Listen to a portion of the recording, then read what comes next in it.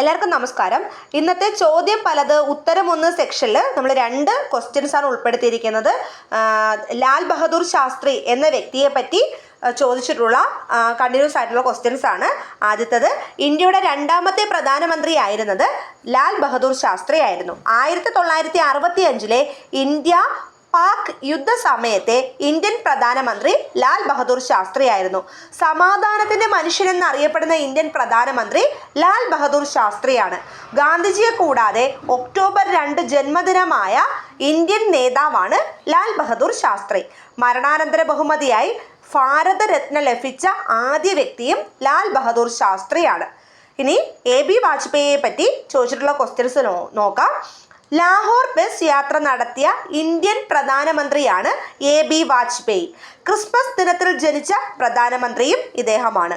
കാർഗിൽ യുദ്ധ സമയത്തെ ഇന്ത്യൻ പ്രധാനമന്ത്രി AB വാജ്പേയി ആയിരുന്നു. 4 വ്യത്യസ്ത സംസ്ഥാനങ്ങളിൽ നിന്നും പാർലമെന്റിലേക്ക് തിരഞ്ഞെടുക്കപ്പെട്ട ഏക വ്യക്തി AB വാജ്പേയി ആണ്.